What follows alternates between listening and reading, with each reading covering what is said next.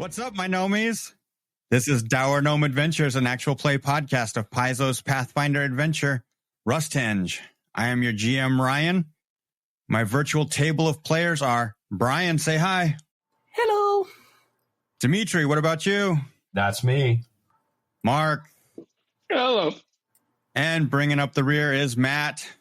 Salutations. We are jumping into Pathfinder 2nd Edition using the remastered books for Pathfinder 2nd Edition. We all have some varied experience playing different RPGs. We are all coming from Pathfinder 1st Edition, and we want to share our experiences learning a new system. We are all remote using Foundry VTT as our tabletop of choice. My one request to do this podcast was that our adventures have to be official Paizo adventures or adventure paths with Foundry modules for ease of preparation. For this adventure, my players have access to the choices presented in the Pathfinder Player Core book and backgrounds from the Rusthenge adventure. Everyone has the choice to roll their physical dice or use the dice roller included in Foundry. Please check out our website, dourgnomeproductions.com, for links to our socials and Discord, where you can join our community to tell us what you think or talk rules gaffes. We would greatly appreciate a positive review on your podcast app of choice. Your words would help us reach a larger audience to share our experiences. You guys ready to start this thing? Yeah. Oh, yeah. I am genuinely excited to do this. Generally, when I play a new system, it's at a convention. I do it once, and often I don't remember if I've played it until I play it again. So it's really exciting to start something new with a group. This is the convention of our hearts, Matt. You're a convention of my heart, Brian. Aww. Total eclipse of my heart. What? I'm the bard. What do you want? Is there an admission fee to the convention of your heart? No, but the concession stand is expensive. Wait, are you trying to get inside me, Mark? He's trying to get inside all of us. Oh. The night is young. Went to a place very quickly. You're not going to like me going there, but he is the cleric. Oh, boo. I mean, is he still a cleric? We didn't change since last time drastically, did we? Listen, there's one of us that has altitis at this table, this virtual table. Yes, it's me, and that's why I'm asking, because I didn't. Yes. Is there only one of us? Is there You're only the problem, it's you. Ryan, listen, he's focused on me. Run. Oh, we eliminate Dimitri first. Always eliminate Dimitri first. Yes, those people who have not played Magic the Gathering with me, the running rule at my tables is, if we're playing against Dimitri, we kill Dimitri first. Because, and Mark, Ryan, the reason for that is Dimitri has a way of taking weird junk cards and doing things with them where you go, oh, come on. So if you let him get going, you end up with, for example, all of your creatures are now goats. They're all and Dimitri takes control of all goats at the table, and they are now his. Well, of course. Why would you want goats? I want goats.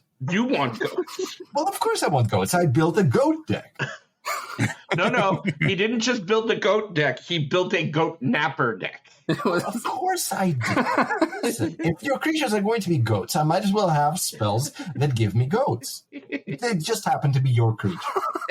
You don't need them anymore. They're goats. It's fine. It's fine. Really, it's fine. I'm only hitting you for half your life, okay? I like how far off track we are and we haven't even started. I'm gonna. Yeah. You guys go ahead. And I told you banter wouldn't be a problem.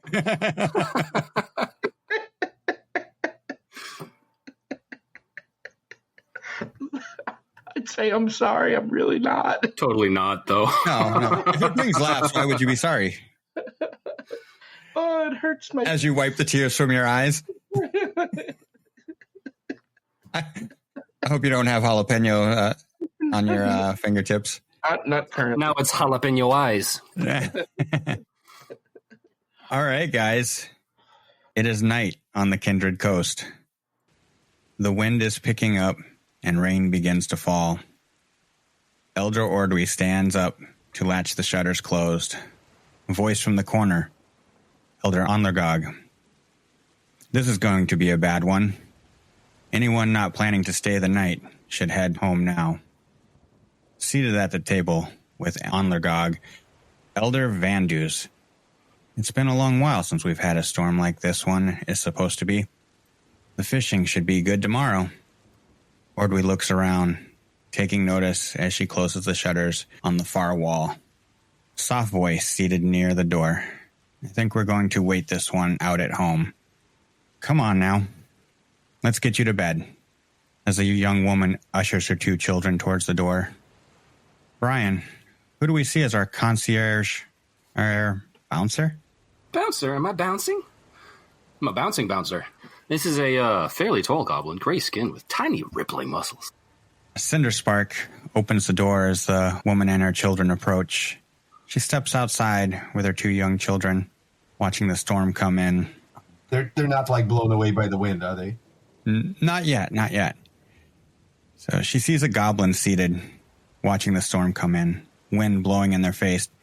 Dust blows into their eye. They blink and wipe away the dust. Their gaze fixed on the coming storm. The lightning flashes in the distance. Matt, what do we see? We see a very, very short goblin, probably about 3 feet tall, in an oversized, wide hat to keep the water and the wind off, with what looks like a duster, and underneath just like plain pilgrim's clothes, but with like little bits of fur and bone just kind of like sewn to the front. His eyes currently look like a starry sky, as the lightning and such is reflected off his eyes, which are currently black. The woman and her family walks by Verkeg, a small girl, maybe 8 or 9, holding her mother's hand. Mm-hmm. Aren't you going to go inside, Verkeg? Elder says it's going to be bad. You don't want to get hurt. Verkog turns to a darker patch next to him and says, "You think that would be wise?" And a very, very large raven just kind of forms out of the darkness and goes, "Work." And thinks about it. Verkog thinks about it for a second and said, "No, you're absolutely right. And yes, I know there will be corn inside. So yes, let's go." The bird flies inside, lands on the bar, and Verkog walks in and like climbs up one of the tall chairs at the bar and sits at it. The small tavern is mostly empty, aside from the elders who are seated at a table in the corner, speaking in hushed tones, and a few patrons, otherwise scattered about. Ordwy steps behind the bar and pours several drinks. She looks to a goblin seated at the bar. You want another? Dimitri, who do we see seated at the bar? Mom, I'm working, okay? I'm casting prestidigitation as quickly as I can so we can shut down for the night, all right? Come on. I told you, Mom, I'm not drinking while I'm working. Well, okay, Caden would... All right, fine. Thanks, Mom. I'm adopted, in case it wasn't clear. But, yes.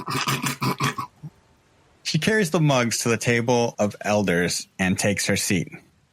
The wind continues to pick up as the storm blows in. Minutes later, now ferociously howling, the voices in the tavern raise as they strain to overcome the sound of rain pounding the shutters. The music played is barely audible, and the wind and rain drowns out the sounds. We see a man seated with fear in his eyes, sitting nearly motionless. A sudden crack of wood snap as we see this man feverishly pulling at a rope now. He's drenched in rain and seawater. The ship is rocking back and forth, rolling side to side, the wind howling across a frantic deck. Small humanoid drops from the rigging high above, body cracking as it hits the deck next to the wide-eyed man. Mark, what do we see on this ship? Not so much a man as a boy, a lanky boy, trying to make himself useful, but more specifically terrified at the storm that's happening. His mop of brown hair is drenched and covering his face, and he stands alarmed and wide-eyed as people around him try to keep the ship afloat. The ship continues rolling side to side and rocking back and forth. There's a loud crack of wood. Standing on the stern, Tad watches as the bow drops out of view with a large swell between the two sections of the ship. The panic sets in his eyes as Tad realizes this ship is not making landfall. The sun, rising on the southern edge of the Chakakoth Isle, shines through the slits in the shutters, blinding the patrons sleeping on the wet floor, weathered the storm from the night before. Elder Johidia steps to the door, somewhat excitedly, maybe some panic in his voice. Ordwe, I need you to head to Iron Harbor. Tad, can you go with her? She could use your sword. Of course. He continues, I found a man.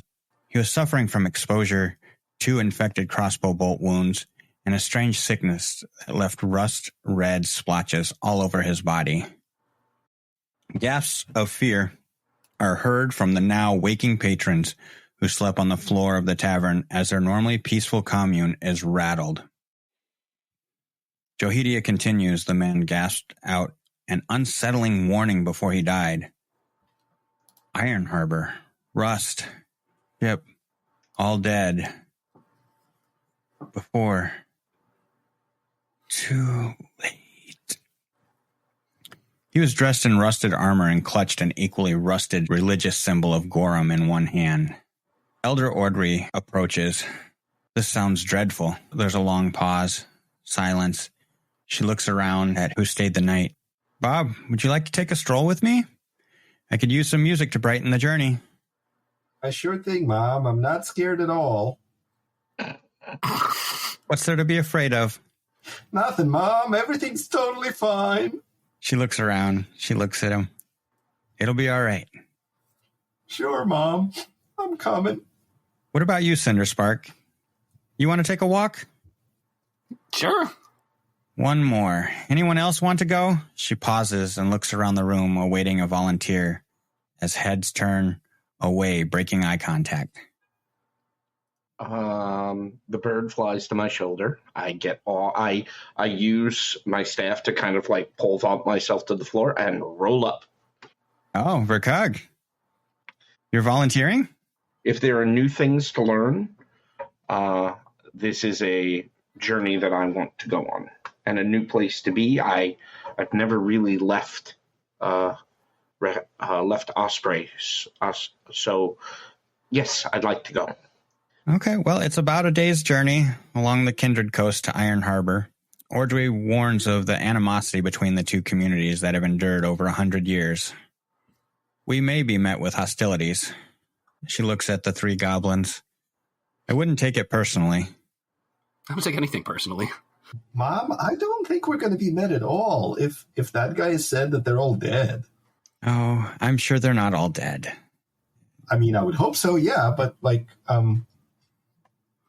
kind of worried that somebody would brave that kind of storm to give us a message when there haven't been the best relations between our villages. That's kind of concerning.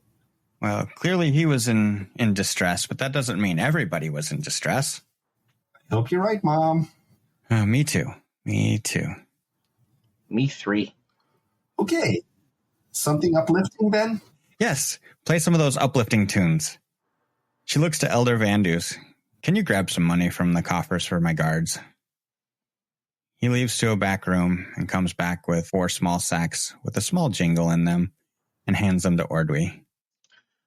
Bob, can you play the one that goes da da da da da da da da da da da da?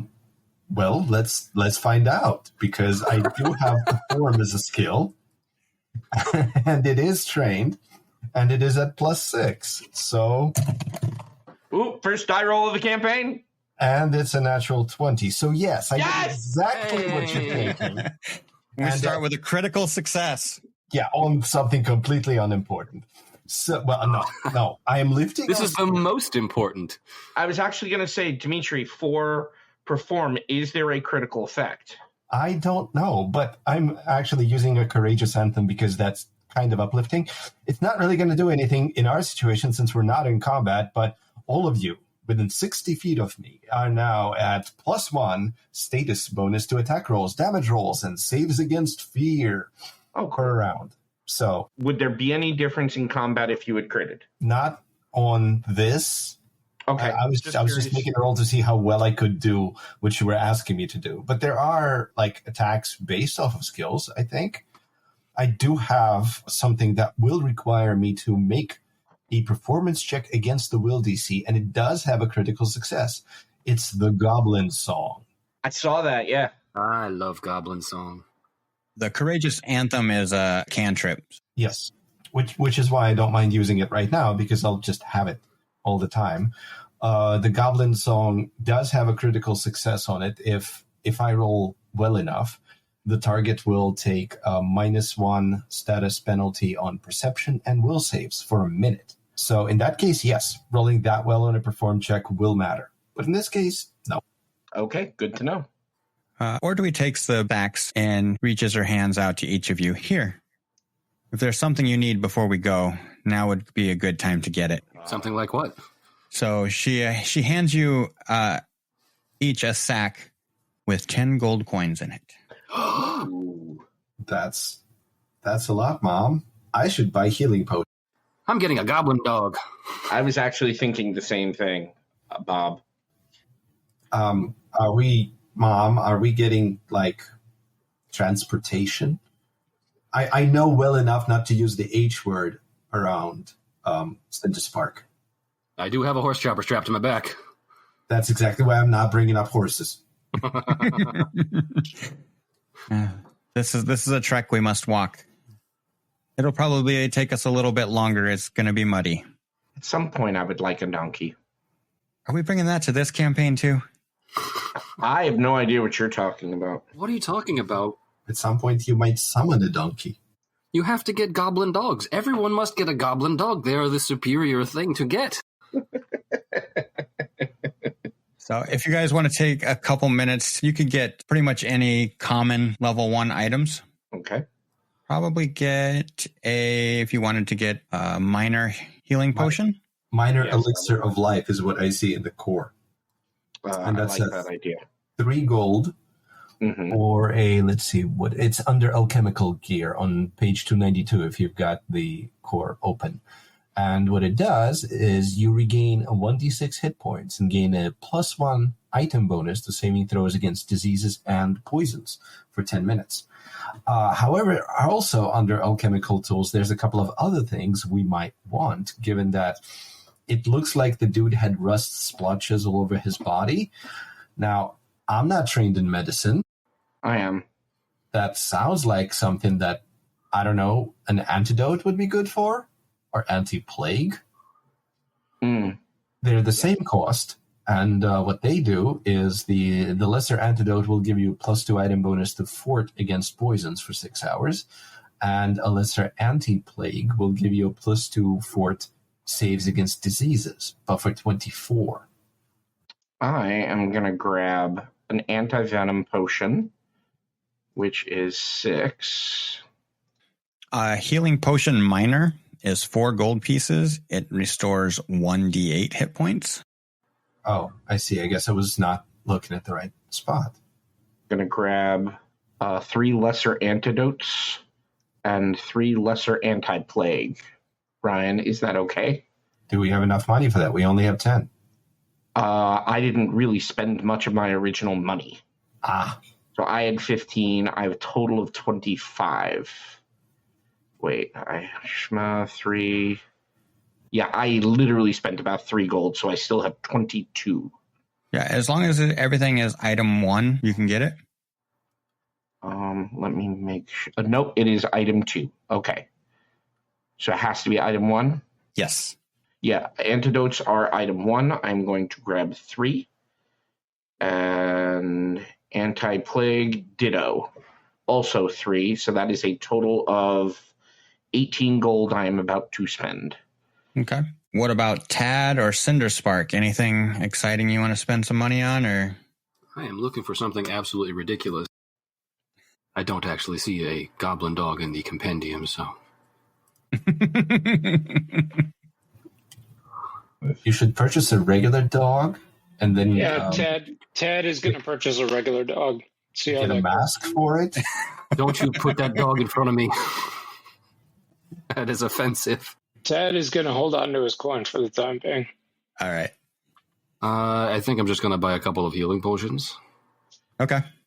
And I guess I'm holding on to the other money because I don't know what else to spend it on. I'm grabbing an adventurer's pack. While you guys get those added to your sheet, Audrey says, if you're ready, I suggest we make haste.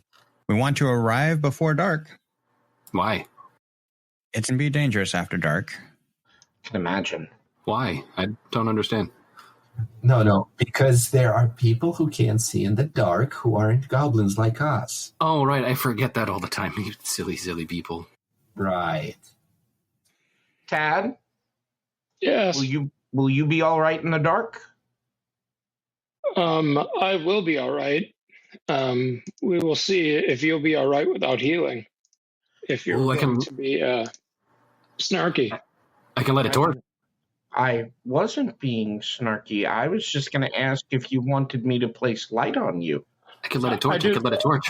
I don't know if Iomade like Cinderspark, but we'll see yet. What? Okay, I think what he means is that in the dark, it's hard to see us in order to heal us. So you may need to light a torch so he can light a see torch in the dark. I'm happy to light a torch. I'll tell you when it's dark, okay? I appreciate it. I have a torch with my adventurer's pack. I will allow you to lead the way in the dark where you can see, and I will bring up the rear so as not to ruin your stealth. For now, it's morning. The sun is coming up. You guys set out along the path of the Kindred Coast. The path heads southeast and runs along the shoreline. Can we actually get a description of the elders who are traveling with us? Because our characters would have seen them for a long time, but we don't actually know what they look like as players.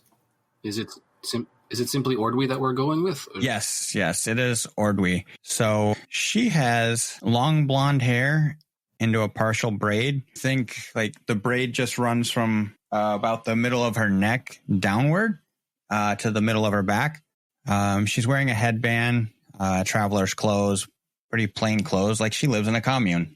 In Earth terms, you might think of her as Scandinavian. There is a region north of us. There was in Pathfinder 1. I don't know how things are in Pathfinder 2, where there were those kinds of countries, communities. Mm-hmm. Basically Vikings. Right. She definitely gives off that kind of vibe. She has a rapier strapped to her hip, backpack with a bedroll, just in case it's gone longer than expected. So just to give a description of myself, I am a fairly short goblin, though I don't know if there's much of a range there between 3 feet and if Brian's character is 3'3", and that's tall, that's a lot of range. Yeah, sure.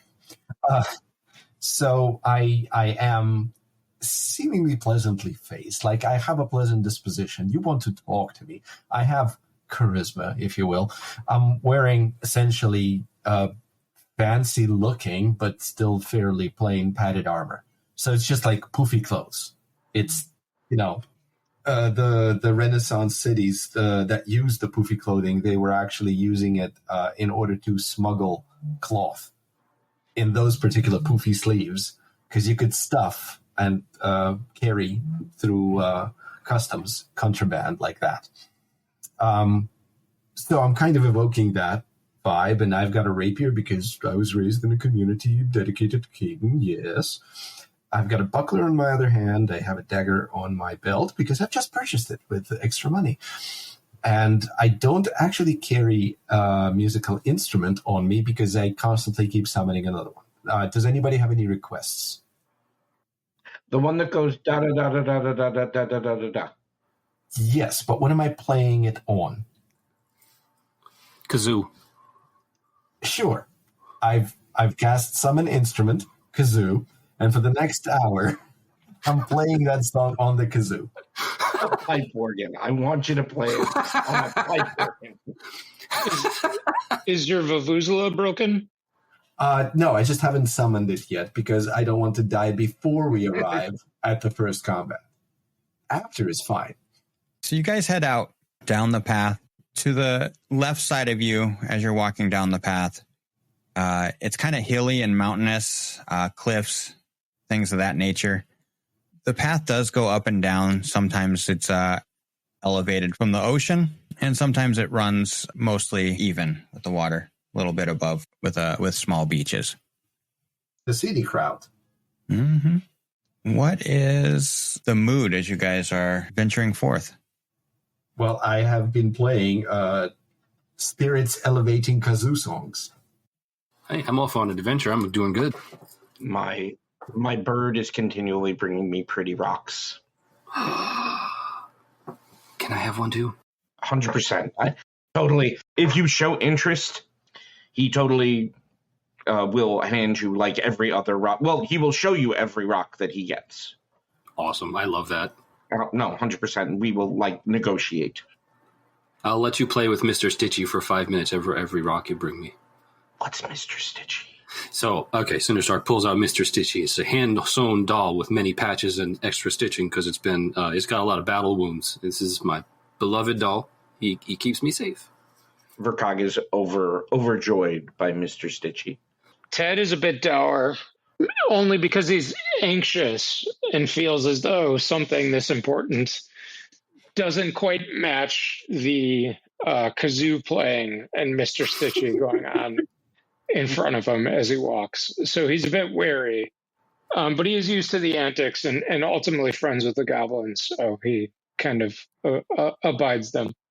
After following only faint traces of the Old Coast Road, the approach to Kindred's Crossing becomes apparent. Here, the road grows more obvious, with portions even retaining old paving stones as it turns south towards a short rocky peninsula.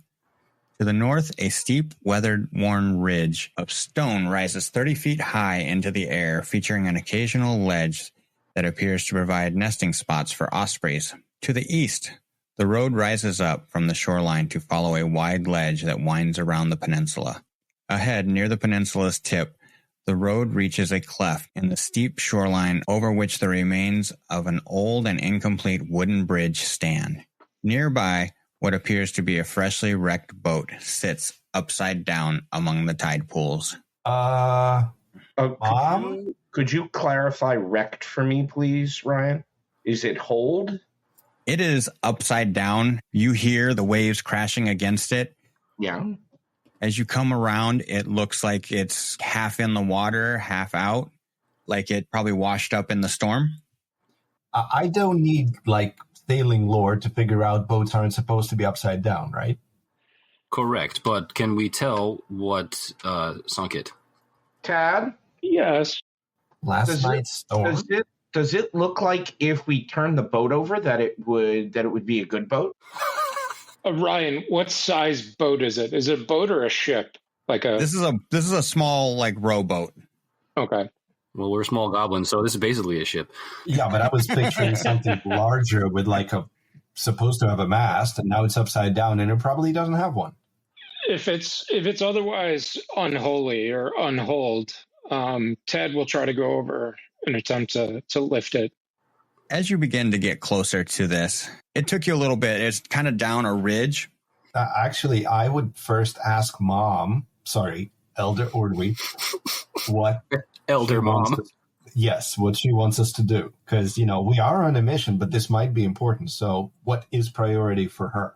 From a distance, she doesn't seem concerned. She says, we could probably just leave it. There's no sounds, nothing. But what if it's somebody else who was trying to escape the village and go towards us? It won't take just but a minute for us to take a look. Okay, well, we can walk over there and take a peek at it. Hooray! As you begin to get a little closer to it, you hear the high-pitched cries for help, kind of muffled from overturned wreckage. The bird flies over to the boat ahead of us. Tad takes off running, following the bird. Yep.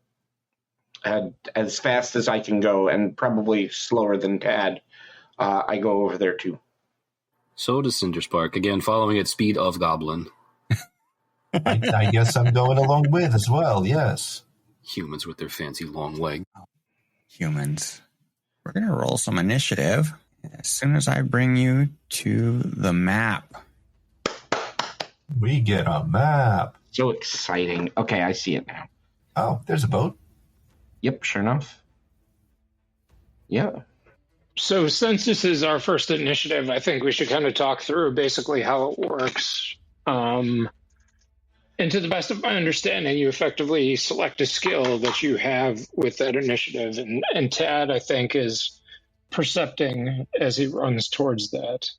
So that's the one I'm ultimately going to select. Yeah, default is going to be perception for initiative. Typically, what you're going to have is perception, sometimes stealth. Other ones can come up, but those are going to be the two main ones, perception being the primary.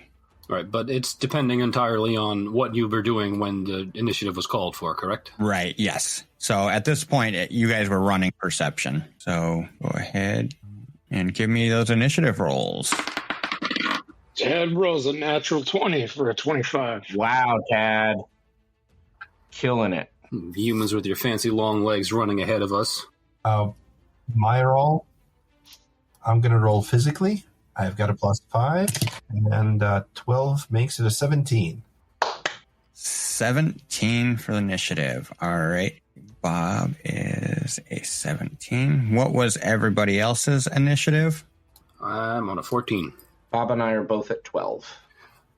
No, I'm actually at 17. I rolled a 12, but then I got a +5. Ordwe rolls a natural 1 for a 9. That's how I start out rolling. That is classic Clark initiative right there. That's German for no. 9. Yes, Dimitri. Glad we got that out right in the first session. As you guys start running up, what you see is a creature with claws, fin along its back, long tail, sharp, jagged teeth with like external clawed-like mandibles. Ooh. How large is it? Merfolk evolving into a crab? I was actually thinking more lobster, honestly. Lobster fish? Not going to tell you what it is because you guys are going to have to use some of those recall knowledge skills. Qu'est-ce que c'est? Tad with an 18 initiative. How would you like to start out? Tad is going to begin moving toward it. First, do we see anything else in the area or where the screams are coming from? You do not. It sounded like the screams were coming from the boat. Okay. Before I move or while I'm moving, can I do a recall knowledge to try to determine what this is? You can definitely do a recall knowledge. It takes an action, doesn't it? It does take an action. Yep. Right.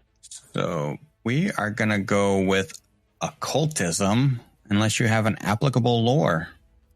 Lore warfare, I don't think would work, so I will roll occultism. And that's another natural 20 for a 23. Damn, Mark. Rocks are rolling. All right, with a 23. What would you like to know about this thing? Well, first, what it is. This is a reef claw. Reef claw. Are we familiar with them? Are they native to the area? This is not specific an attributes question, but Yeah, they're native to water. It's not out of place. Are they intelligent or beasts? Or what do we know? Here's how recall knowledge works. Typically, you ask a question and then roll, and then see if you know it, and the DC goes up for each successive recall knowledge. What I will give you, so you got Reef Claw, you would know what it is with a natural 20, of course. I'll give you a piece of a knowledge that you would like. Special attacks. This has a grab and venom ability. Oh, no. Gross. All right. So for his remaining actions, Tad is going to run towards the Reef Claw and also shout to his compatriots what it is. And for his final and third action, he is going to raise shield and try to block or draw the attack on the behalf of the rest of the team. That'll be the end of his turn. And next, we have the Reef Claw with a 17 on the initiative. Okay. Well, a 19 total, so it beat my 17. But who's counting? I am. I was about to say, Dimitri is definitely counting. I was counting on going before it so I could daze it, but now I'm done to just counting. I guess you'll have to afternoon it instead. So it is going to take a strike action. And while you figure that out, I just want to groan at that joke for Brian. Good. Yeah, no, I'm doing my job correctly. It was important that we didn't let that pass. Thank you, I appreciate it. That is a 20 to hit. 20 meets my AC with a raise shield. That is going to do some slashing damage. That is 5 points of slashing damage.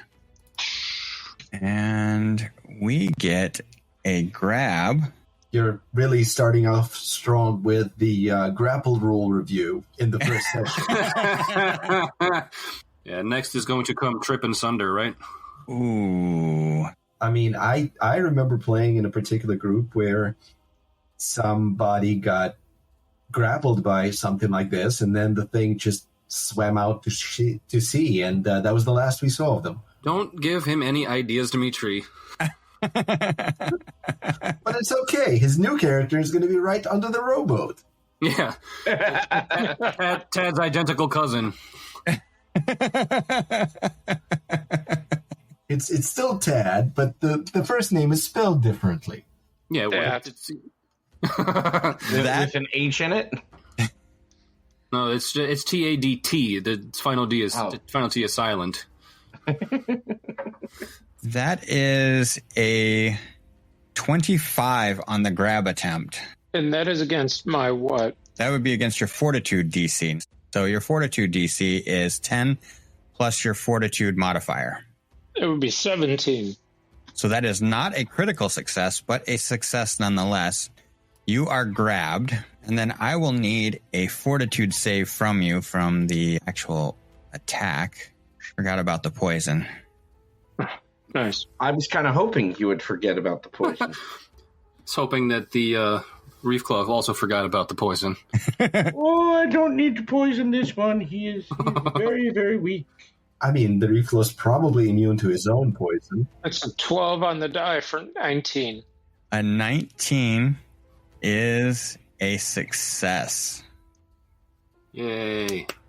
Let me double check this on the poison, because I believe that is supposed to be a basic saving throw, but it doesn't say that. I'm going to do a little rules check here. And while Ryan's looking at that, one of the feats that I had taken was fast recovery as well, which could be beneficial in that it offers each time you succeed at a fortitude save against an ongoing disease or poison, I reduce its stage by 2 or by 1 against a virulent disease or poison. Very nice. So, very beneficial, potentially. Unless you die. Yeah, I mean, I'm regretting this entire action economy I had here, but at least I'll have that feat when I die. Brian, is this where you ask him if he'd like to rethink his life choices and go home? And go home. Go home. It's a little early for that, but... No, this is the perfect time to go home. We haven't gotten far. That's true. I would go home, but I'm grappled by a crawfish, so... That is also true. So you can still rethink your life choices. A rather large crawfish, right? I mean, it probably tastes good, though. Well, if you win in the grapple, you could theoretically steer it and just swim it home. I don't think you'll win. I mean, go. You can totally do it. Sorry, I forgot I was singing an uplifting song. So with that, you feel fine. I like that. And with my third action, Couldn't it be the end of your turn? I am going to constrict. So this is a basic fortitude save. That'll still be my +7. Yep. Okay. So that is a 3 on the die for a 10 total. A 10. That is a failure, not a critical failure.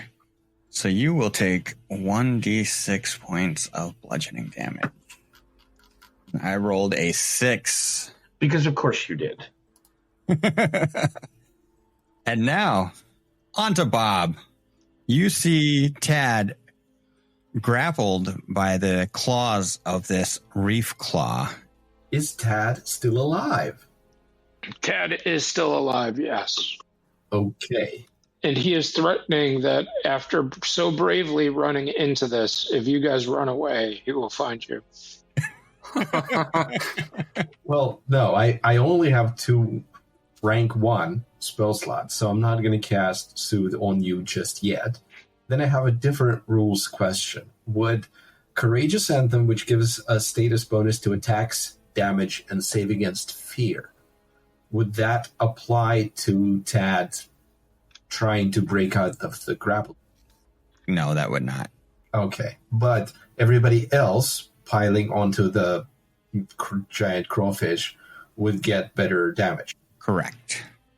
Okay, then my action number 1 is Courageous Anthem.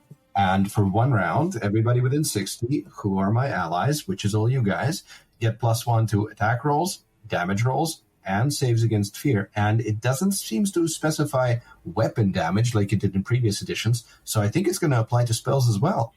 Mm-hmm. And in that case, that takes up 1 of my 3, and my other 2 are going to be taken up by daze. Range 60 feet, so I've got it. Target is going to be the crawfish, and its defense is a basic will. It has to make a will, right? Yep. The DC is 16. 16. That is a total of 6. That is a critical failure. Okay. Dimitri, So what happens on a critical failure? What happens? Well, first of all, the jolt deals 1d6 mental damage with a basic will save. So I'm going to roll a d6. And I've got a 6, but because I've got the song up, it's actually 7. Okay. Because of Courageous Anthem. And if the target critically fails the save, it is also stunned 1. I love that. And let me read this because I'm enjoying this. You become senseless. You can't act. Stunned usually includes a value which indicates how many total actions you lose, possibly over multiple turns, from being stunned.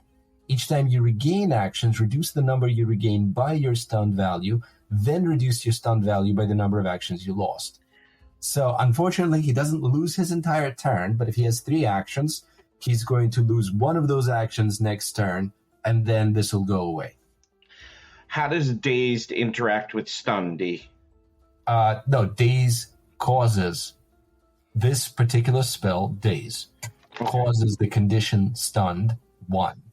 Okay. And I think, Ryan, you were telling us that if conditions apply again, they will increase the value of the existing one? Correct. So if you've got something that will also stun this dude, it will increase the stunned value on him, and then he might lose multiple actions instead of just 1. But I'm done with my turn because those are 3 actions. And that was a basic will save, right? Correct. So that would have been double damage. Oh, it's supposed to be double damage? Do I roll it again, or do I double Nope, the... it's just double the damage. Well, I rolled... I got a total of 7. Yep. So it's 14, yeah. We are on to Cinderspark. Okay. This reef claw is in bad shape. So I'm going to have to draw a weapon. So I'm going to draw the horse chopper off my back because I'm not getting very close to this because Ted was just a little bit silly in doing that. And I shall step. And I can attack it from here because horse chopper is a reach weapon. Love that for you. I love that for me as well. There we go. Okay. It actually puts it on everybody when I click. Oh, that's cool. I love that. Oh, nice. Okay, so that's it. Is that included in this? It should be now that the conditions on you. I'll roll that for damage. Oh, not very helpful, but that's going to be a 12. 12 to hit? Yes, sir. Yeah, that is going to be a miss. Well, your anthem is garbage. And, did you include the +1 from it because you're rolling yes. a +6 total? Okay. Yes. Fine. I'm blaming the song because it's clearly not the horse chopper's fault. That's going to be it for me. All right, Verkeg. I'm going to use an action to recall knowledge. You Okay. said occultism? Yes, sir. Okay, the question that I am going with is, does it have any particular weaknesses? Okay, that's a 15. The question that I'm going for is, does it have any particular weaknesses? It does not have any weaknesses. Okay, with my other 2 actions, we're going to cast Needle Darts. I don't like needle darts. I love needle darts. I imagine not. Okay, it is attack. I think, yep, it is applying Courageous Anthem.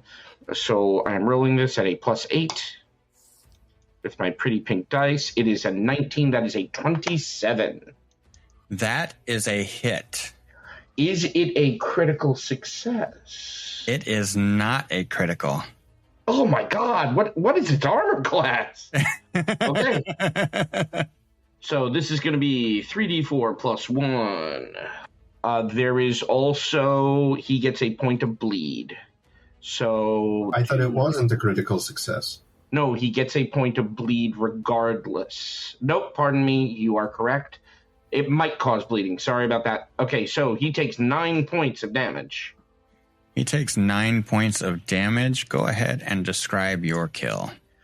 Okay, Verkog takes out his dagger, and this is a flavor dagger, of course, and just kind of like runs it through the air. And as he runs it through the air, 3 metal darts kind of shear off of it, and they plink, plink, plink into the reef claw.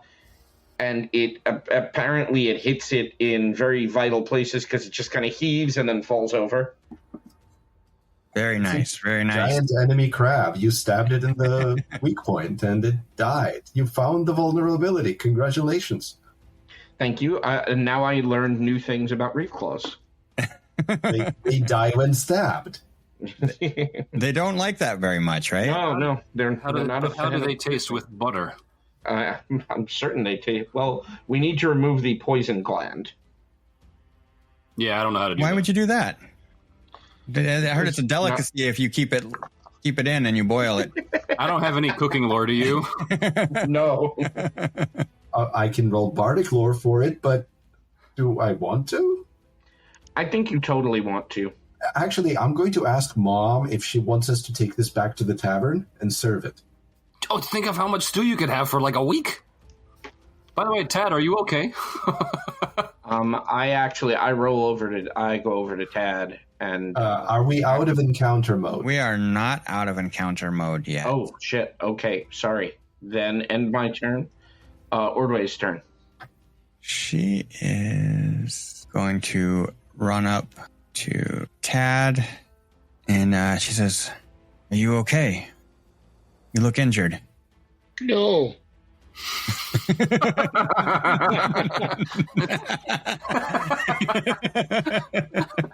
No, not okay, or no, not injured? Not okay. He's breathlessly, like, as this thing limply falls from the grapple, you can see he's has labored breathing and looks worse for the wear. Would you like me to cast heal on you, or should we wait? Yeah, no, let's chat for a little bit. Healing would be incredible. Now,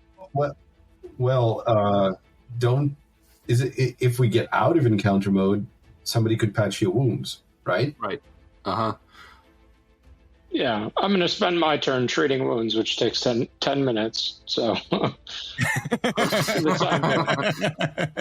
Wait, didn't you get yourself an ability that lets you do that in combat? Oh, I'd have to look at it. But anyway, no, sorry. So for Elder Ordwee's turn, yes, I could use some healing while you stand next to me, please. That is a D8 plus 8 for 12 points of healing. Ooh. So that is a move and a 2-action heal. And you see vigor is restored to him almost as new. And that is her 3 actions. Tad, what would you like to do now? Tad wants to attempt a manipulate action on the boat and see if it's possible to overturn it, assuming the yells were coming from. All right, so you'd like to flip that over. I would like to attempt to, yes. I assume that is a strength. You give it a good heave, and it flips over, the help of the waves. Do I see anything underneath? Go ahead and give me a perception check. Crawfish number 2. Wouldn't you like to know? 9 on the die for a 14 total. 14. Yeah, you don't see anything when you flip that over. The water splashing against the boat, and you can tell it's taken on water right away and sinking. Not a good boat. No, not a good boat.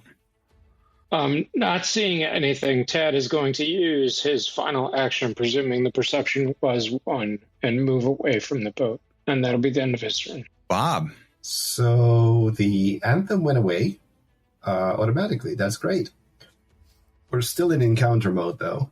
We are still in encounter mode. I don't really know why. So I think I've got a 25 speed. Something you might not know about me is sometimes I just like to keep things going in encounter mode. No. I understand. But in character, I'm still tense. Action 1 is going to be move over there. Action 2 is going to be raise shield for slightly more AC. And action 3 is going to be perception to see if I can tell if there's any additional danger around. And that is a... Oh, that's right. It's on the left side of the character sheet. There it is at +5. That's a 7. I think I see myself. A 7 total. Yeah. Okay.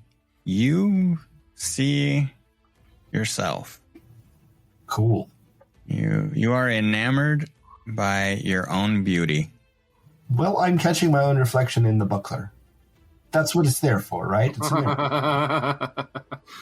I'm done. Right? 1, 2, 3. Yeah, those are 3 actions. I'm done. And about that time, a little guy steps up out of the water. Hey. He just stands up out of the water. He looks vaguely goblinoid, but he's got like fins around his head and around his on his back. Looks like he's meant for water. Friend-shaped. Is friend, though? Did he show up? Yes. Yeah. He is visible. Nice necklace. What would you guys say that he looks like? Sea goblin. Like a goblin fucked a fish. And here you see the levels of politeness our characters exhibit. Which does the cape come from? The goblin or the fish in that scenario? I would assume the fish. We have manufactured capes for the 3 of us. Yeah, those look more like fleshy. Like, they don't have a flesh cape. Like he's a manta ray type deal. So it's a Yeah. small yellow goblin with kind of like a manta ray looking cape and a silver ring around a necklace. Right. Yeah. A goblin ray. And he pops up out of the water and he begins casting a spell at you. It's going to be at Tad. I appreciate that I'm the closest to him. This is how this entire campaign is going to be. I mean, you kind of did move forward, but I tried to catch up. You just don't move as fast. Tad, I am going to need a will save, please. So 14 on the die for 21 total. That is a success. And on a success, you are going to be frightened 1. Would you like to tell us what frightened 1 does to you? What does it mean to me? I get the penalty equal to that value to all of my checks and DCs.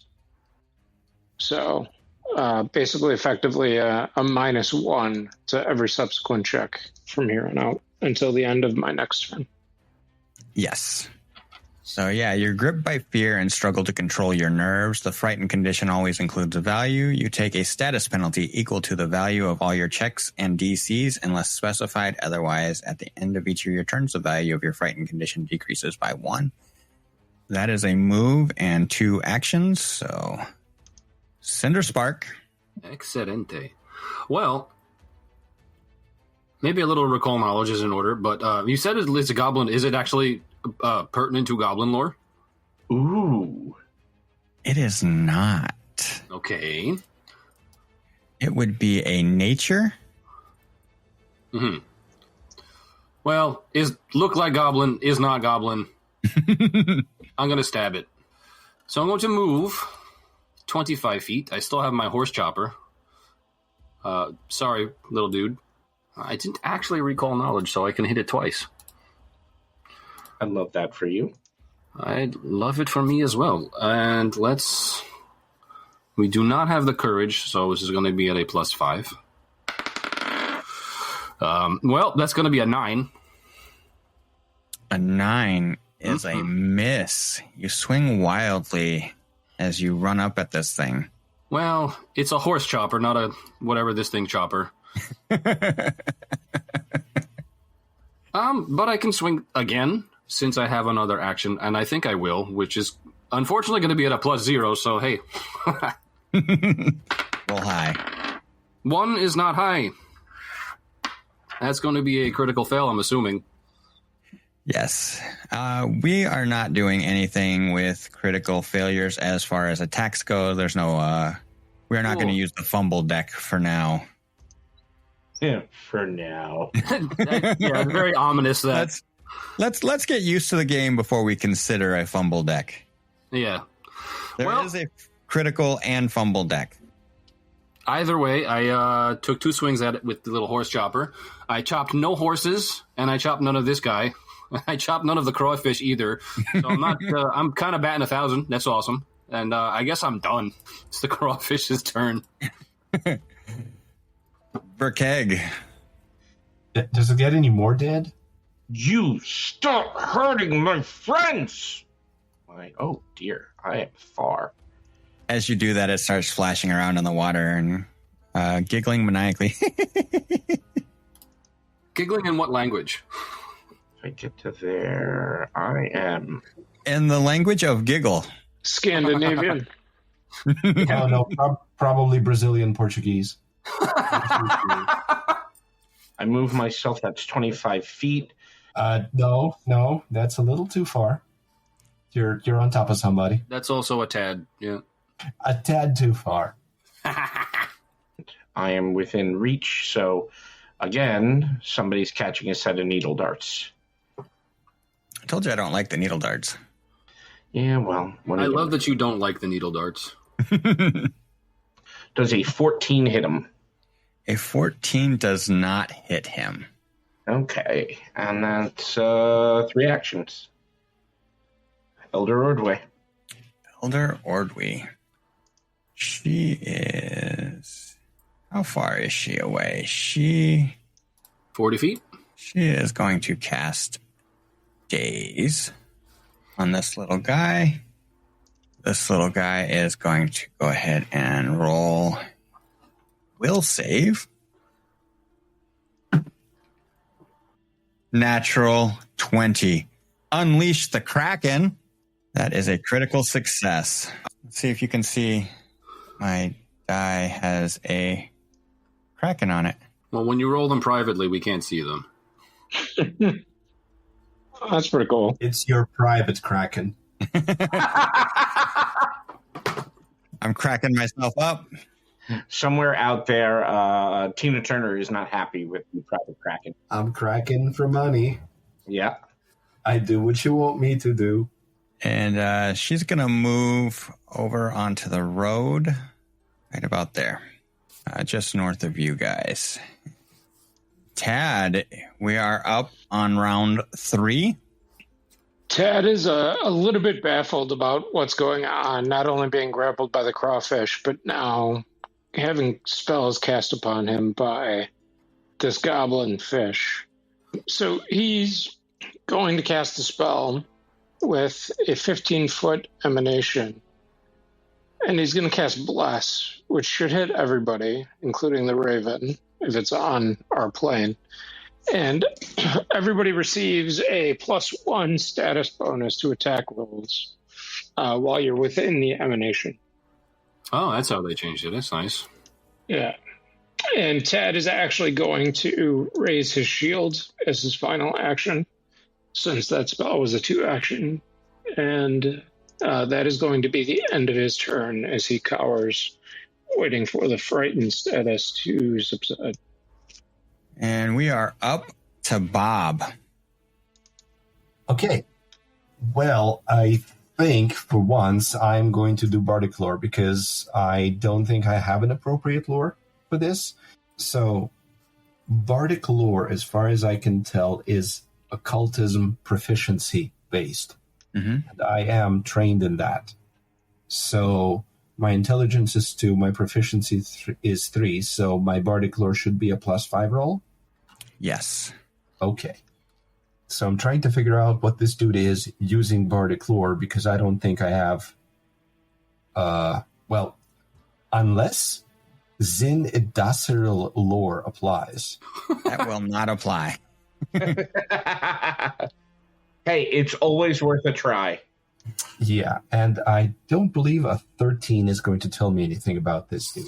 So far, we can pretty confidently rule out what it isn't. With a nature 13? Well, what did you want to know about it? Well, I just want to know what it is. And remember, it's not nature, it's Bardic Lore, so that might skew in the DC or the information you give me. It is a Hanover. Like the pretzel? Hanovers are the most benign type of gremlin, capricious fae who skim the waves on rubbery fin wings. Though they don't actively sabotage their environment, sailors bemoan these gremlins' grasping fingers. Hanover's incessant curiosity compels them to examine any object that draws their attention. Such treasures might include an overturned fruit basket, a sack of coins, or a shark's gleaming teeth, often still in the shark's mouth to the fae's regret. Yeah. Should Hanovers like what they find, they steal it, making them a bane to fishers and dock workers everywhere. So that's one action. And I think for my other 2, I'm going to give it something to focus on, hyper-focus on, and hopefully take and run away. I'm going to use telekinetic projectile to fling my summoned kazoo at it. Okay, so this is a spell attack roll against his AC. And let's see, what exactly is my spell attack roll? Is that my charisma and my training? Because that's a +6. It should say it. You should have a button in the spell for attack. At least I know that. It doesn't, but it does have a spell DC, and then there's an option to roll right next to it. So next to that's going to be your attack roll. Okay. Your spell DC is 16, so your modifier is 6, because 10 plus your modifier is your... But I'm also getting +1 from Bless, right? Right. Yep. Yes. Okay, so this is at +7. And the reason I got to figure out these modifiers is because I'm rolling physical dice. Okay, does 17 hit him? A 17 does hit him. Okay, then this is going to deal 2d6 bludgeoning, piercing, or slashing damage. 2d6 kazoo damage. Yes, as appropriate for the object. So I'm going to go with what? I don't think kazoos are sharp, so bludgeoning? I would go bludgeoning. I would bludgeoning, yeah. Oh, right. And this is going to be 4 and a 3 for an average of 7 damage with a kazoo. 7 damage to him with the kazoo. And he's still floating there, but you hit him in the head and it drew blood.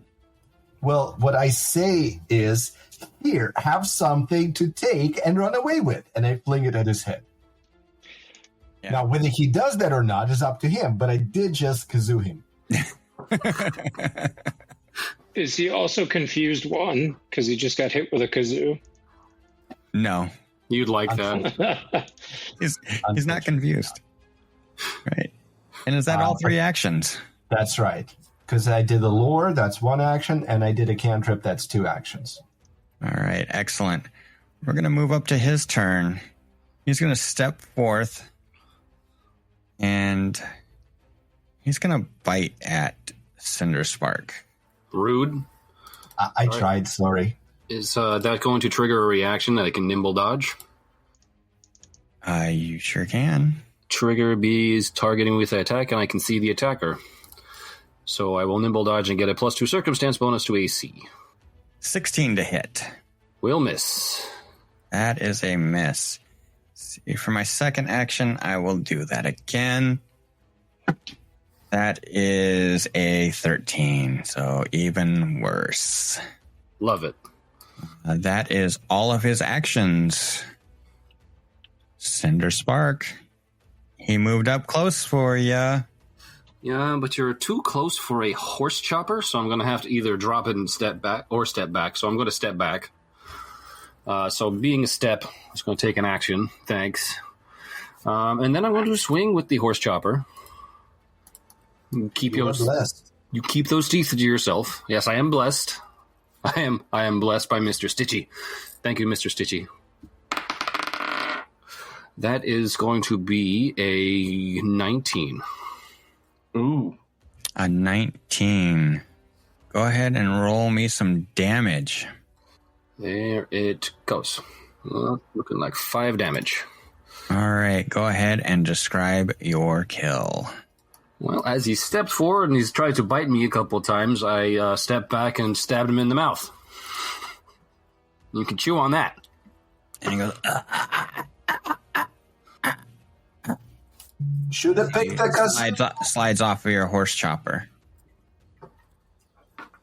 And that will should have picked end. the kazoo. Should have taken the kazoo. Well, a horse chopper is a little bit more difficult to play. You know, do you want to take that challenge, Bob? I think you could play the horse chopper. Not while you're still holding it. That brings combat to an end. Your first combat, we rolled some dice, got some 20s, or I got a 20. Don't brag. Some of us are still physically scarred from that. Some of us are still emotionally scarred from that. Most of those are all Tad. Yes. Tad immediately turns to the group, to the goblins, and says, "I'm sorry," but specifically turns to the elder, and says, "Thank you for the healing. I don't know what came over me. I foolishly rushed to help, and I nearly died, and he kind of breaks down." There's a first time for everything. In fact, this was literally the first time I've been in combat. Don't worry about it. We all have bad days.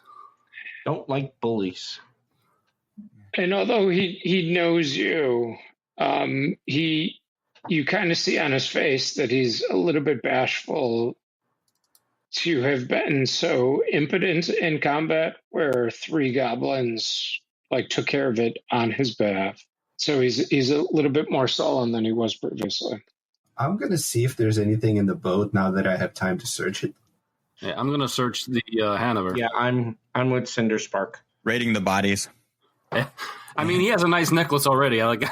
You search the body. There is nothing on the Hanover. There's a necklace. Yeah.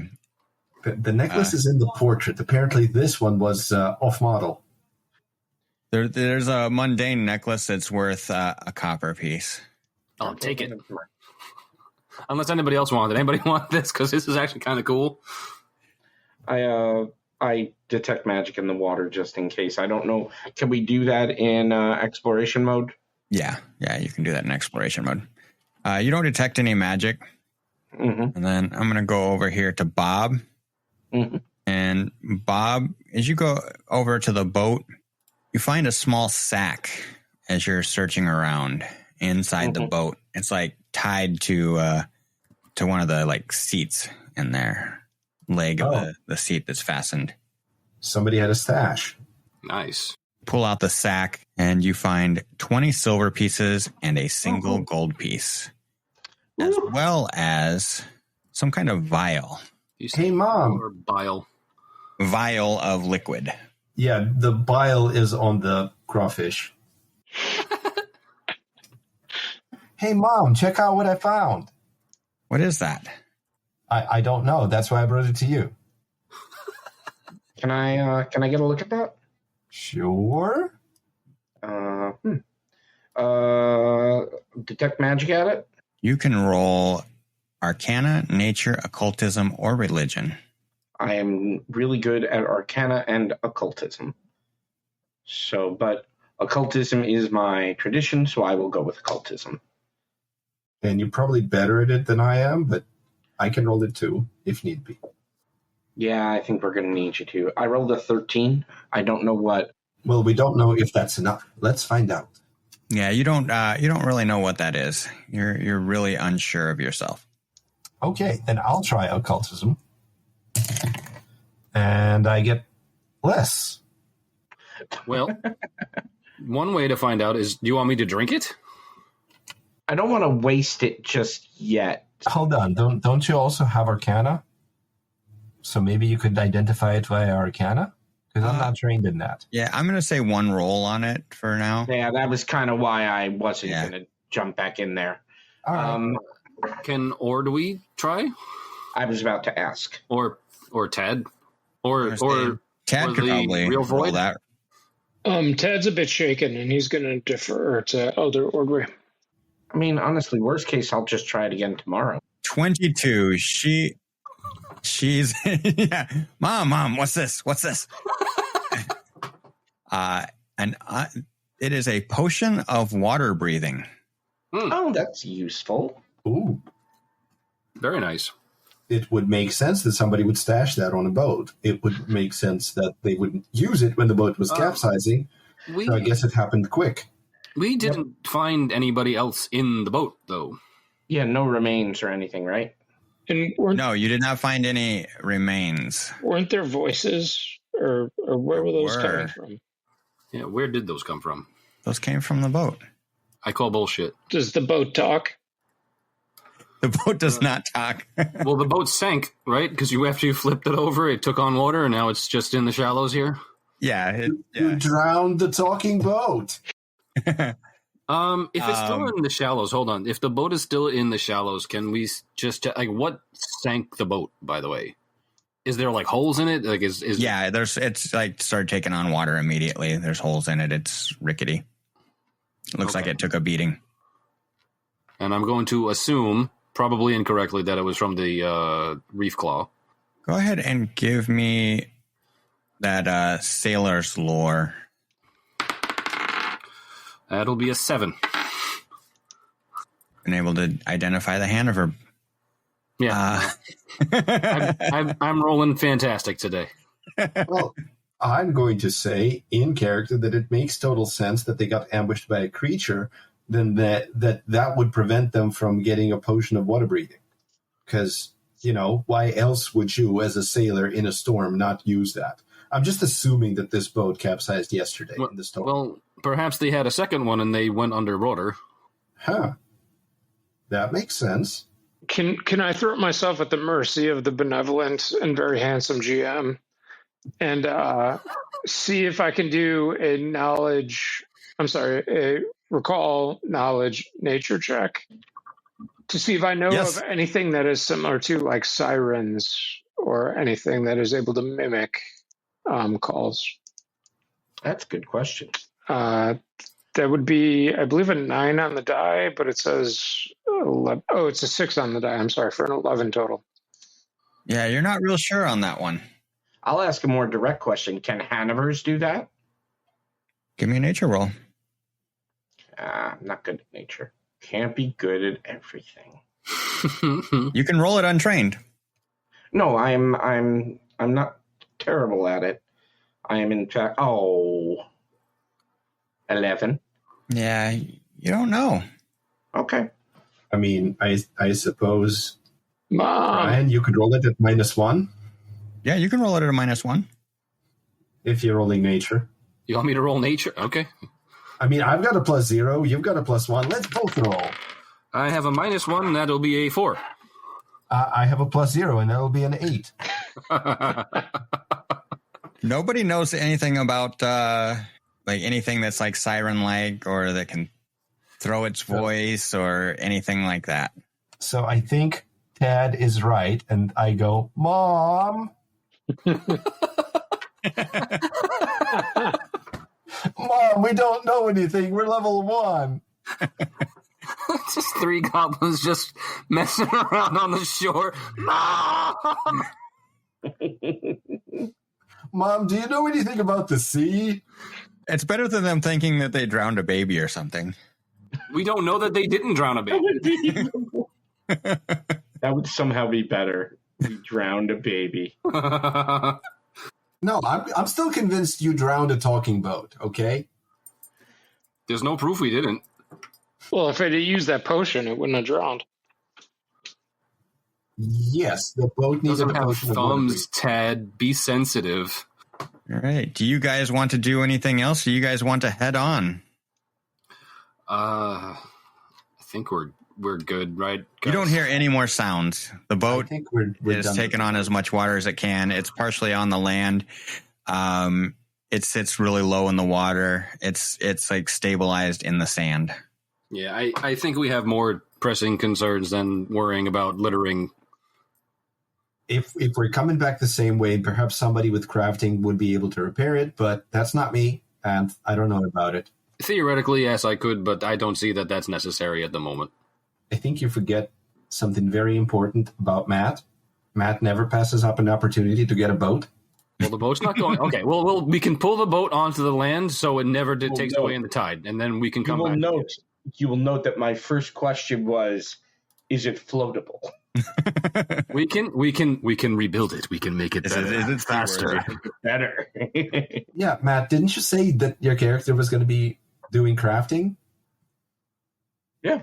So you can repair things using crafting. 100%. Yeah. You can get your boat. We can totally. Okay, so we'll pull it onto the shore. Okay. But we'll leave it here for now. And we'll leave it here and we'll come back for you. Yeah. Yeah. Okay. I'm sure we won't forget. Of course not. Well, actually, I have some chalk in my adventurer's pack. If you'd like, I can write mine on the boat so nobody takes it. Oh, that's wonderful. Yes, please do that. Right, exactly. Write mine on the boat. That's exactly it. This I will explain it to Cinderspark as a rune of ownership. I mean, these are words. I don't believe in words. Those are not good. Exactly. But you this don't is a write those rune. down. It's a rune of ownership. I didn't take the... Is the word you don't believe in ownership as like No. word or as a Well, I just rolled a 20 on Goblin Lore, and I will tell you exactly why writing words down is a bad idea. You don't do that, okay? This is a bad idea. I'll let it slide in this one particular case, but just so you know, we goblins don't do that. We don't mess with the whole written words. That's just no good. Right. It's not culturally sensitive to write things down around a goblin. Correct. Or he speaks up. All right. It's okay. We don't have to have an argument out here. We got something to do. All right, Mom. Let's keep going, guys. She grabs Bob by the ear, and it's like, Mom, and kind of Mom said I had to go. Sorry, guys. I gotta go adventuring. So she starts heading forward. And I follow because she has me by the ear. By the massive ears. Mosey on. As you venture forth about 50 feet or so, you see two weather-worn stone statues, stand on either side of a 15-foot wide rift in the shore, extending their arms towards one another. A partially completed, partially eroded old stone bridge doesn't quite cross the gulf. In the water, 15 feet below, the surf crashes on a warm wedge of stone that might have at one time been part of the bridge. Are these the guys who founded the villages? Is that what this is? Is there any other way to cross this? It doesn't look like it. From the looks of it, the ridge looks unclimbable to your north. You can climb and then try to swim across. You could try jumping across. It's 25 feet. You could try throwing a rope. You could try throwing a goblin. Okay, let's be clear. The entire thing doesn't need to be jumped. Just the middle of it that's missing. Yes. It looks to be about a 15-foot jump. There you go. So that's a little bit more manageable. And we do have rope, or at least I do. I do. So I have rope as well. Okay. I hand the bird rope and it flies it across. Look at you. Mark. Can it tie it to anything? It has manual dexterity. It could use up to 2 of its limbs as if they were hands to perform manipulate actions. This is a talented bird. It is a very talented bird. You're just sending it across with the end of the rope and it's going to tie it to something? I mean, my plan was that I tie my rope around me, I hand you guys one end of this rope, and I try to jump. And if I fail in the jump, you pull me back up. I can try to jump. It's not that far. I mean, I'm trained in acrobatics, I'm assuming, and athletics as well. I don't remember which one is jump. So am I. And I'm unbreakable. We can both jump. Exactly. But somebody has to hold back the other end of the rope so we can climb back up. I vote Ted. Okay, Mom, you're going to hold my rope, and Ted is going to hold yours. And then, because apparently we trust ourselves jumping over this thing better than we trust the bird to tie a rope. Listen. I trust the The bird. harbinger of the void is very smart. He is. Yeah. It is. All right. What are you guys doing? I'm jumping. Looks like we're going to have to jump. All right. So we got a bird going across with rope, and then Cinder Spark is also jumping. And so is Bob. Ted will hold Cinder Sparks. Rope. Yeah. Does the elder need to make like a lore parenting check to see if she's going to allow her child to jump into a chasm? I'm going to let you guys go for it because you guys are goblins, and that's what goblins do. I tie the other end of the rope to one of the posts on this side. I don't know what you would have me roll for that. Being smart. Roll thievery. That's what I do. Excellent. I'm trained in thievery. Say roll thievery. You steal the post. So does that mean I have to tie my rope to around Thad, or can he just hold it? He can hold it. Okay. All right, go ahead and jump. And which is going to be athletics or acrobatics? Athletics. Okie dokie. 18. 18. You land safely on the other side. Woo! My roll is only a +3. And that's a 9. German for no. And we will find out what happens next time. Oh, come on. Yeah, well. Cliffhanger on a cliff, you gotta love it. Yes! Cliffy!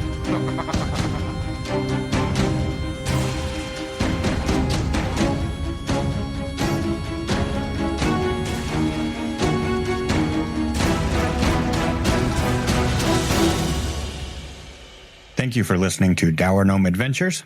If you enjoyed our show, check out our website, dourgnomeproductions.com, for links to our social media and Discord community. Also, don't forget to leave us a review on your podcast app of choice and share us with your friends who might enjoy our show. New episodes drop every Monday. Dour Gnome Productions uses trademarks and or copyrights owned by Paizo Inc., used under Paizo's community use policy. We are expressly prohibited from charging you to use or access this content. Dour Gnome Productions is not published, endorsed, or specifically approved by Paizo. For more information about Paizo Inc. and Paizo products, visit paizo.com. We are playing through the Pathfinder adventure Rusthenge by Vanessa Hoskins. Music and sound effects for this podcast by Michael Ghelfi Studios, Filip Melvin, and Kevin MacLeod. Dour Gnome Adventures is the property of Dour Gnome Productions.